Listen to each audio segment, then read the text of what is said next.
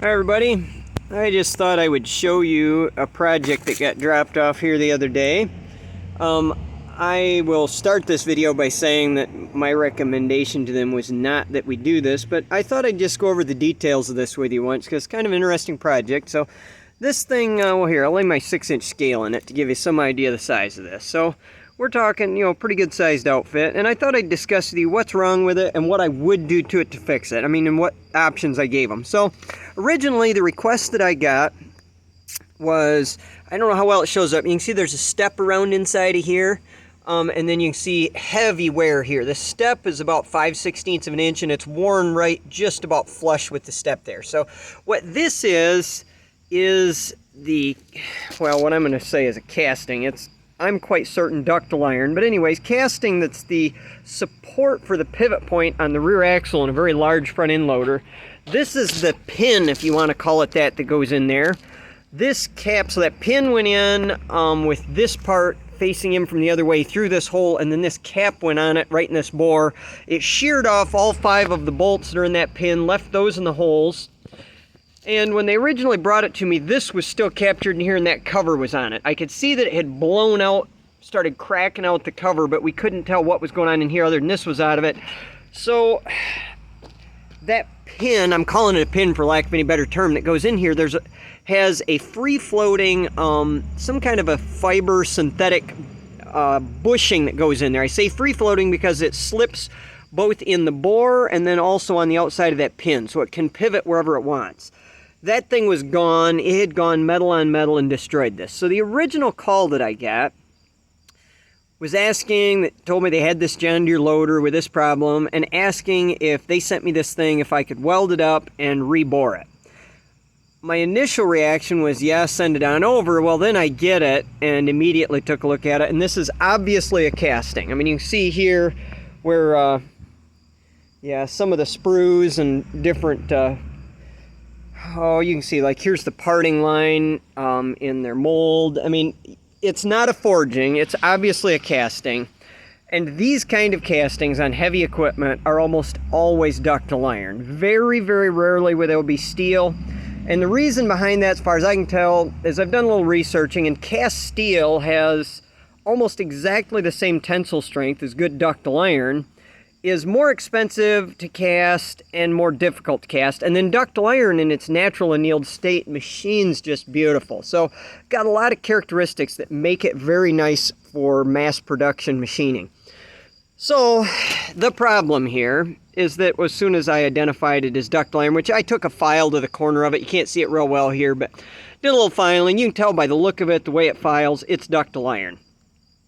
So at any rate, the problem is ductile iron, like any iron, and you'll know this if you watched one of my last videos. I got in all kinds of trouble welding in a piece of iron and then trying to machine it. You end up with crazy hard spots, and in this instance, it'd be really ugly because this thing is worn literally from there to there. And if you just built this up and then think you're going to come back in and machine this, basically come in with your tool until you touch that face and blend that in, you are in for a very rude awakening. This thing will be so rock hard at the transition joint here with base metal mixed in with filler metal that you'll end up with a strip about this wide in here that will destroy tooling and that you will just never get smoothed in. The only way you would pull it off is if you carved it out, destroyed a bunch of tooling, and then ground the surface is the only way you'd get a finish that was even close to being consistent for that bushing. Just not a viable option with the tooling I've got, or even that good of an idea.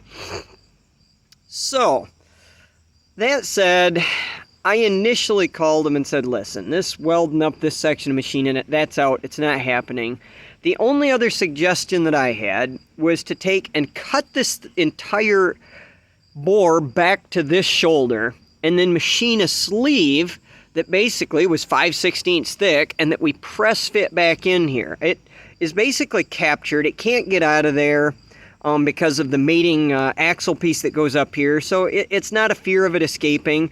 And that synthetic bushing that goes in there is kind of a sacrificial material. It wouldn't be prone to trying to move this anyways. If, this is, I forget now, about, you can see here, about 10 inches, 11 inches in diameter. You put 10, 15 thousandths of press fit on that thing, it's not going anywhere. So initially that was my suggestion, but I gotta admit I had a few qualms about it. One of them is the fact that there's a big radius in the bottom here. That makes me question to some extent how much they're concerned about creating stress riser points, right? So I go in here and I cut this thing out and put a bushing in. I've now created a sharp corner at the back edge of that bushing. Now, I'm not sure if that would be make or break on this thing. Looking at the overall casting, there's quite a bit of meat in it, but the thought crossed my mind that the original engineers thought that thing needed about a 1/2 inch radius in it to start with. Makes you wonder, like, should we be carving a sharp corner in? But I thought we can get away with that. But then I popped the back cover off, and this is where I started really questioning what was such a good idea here.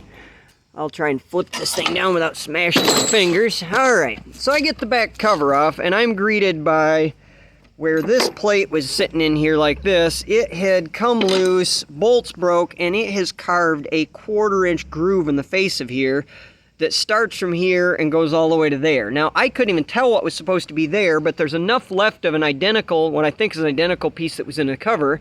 It had these steel wear rings in it with, you can see some little fingers on it that drop in these holes. So here's the problem.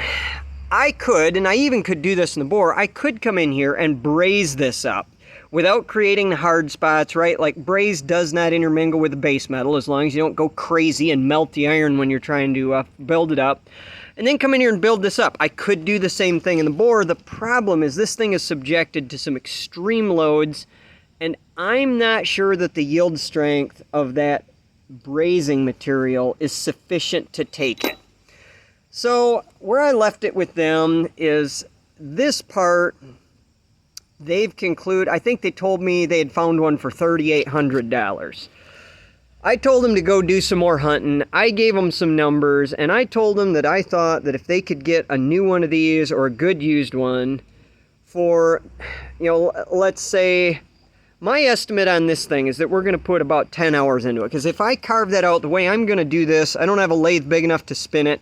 I'm going to set this up with this face down on my rotary table, go in there with a big corncob cutter and interpolate in a circle, you know, or I shouldn't say interpolate, use the rotary table, cut in a circle, carve that thing out, and then get in there with a finish tool. And yeah, it'll be some, not a perfect finish, but good enough for press fitting in my sleeve into.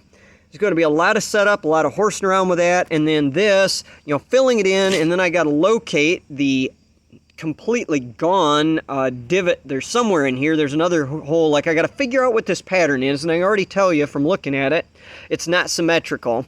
And go in here, find those holes location, build this up, machine it, and re-drill those holes.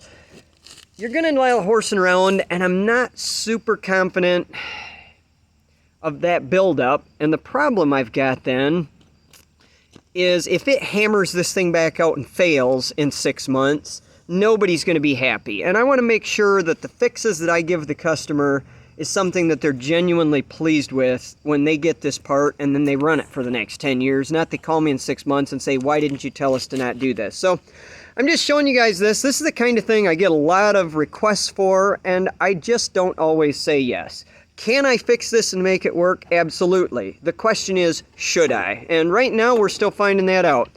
If they end up concluding that this thing needs to be done, that it's just too expensive relative to what I can do it for, I'll gladly do it. I just want to make sure the customer always knows what my concerns and questions are before we dive in. So anyway, that was it. And we've got Wiggles here helping out today. You gonna say hi, Wiggles? Hi. All right, he's really the chief engineer on this. I'm just relaying the information. You know, he explains it to me and makes sure I don't do anything dumb. He's the brains behind this operation. So anyways, I can remember when, like, we went to the tractor show to swing, but you can't. oh, yeah, we just had a new baby at our house, and so he got to go to the tractor show and I didn't. So he's rubbing it in, a little salt in the wound there. But all right, well, I'll catch you guys next time, and maybe it'll be on this project if they say go for it. So that was it for now. Catch you later.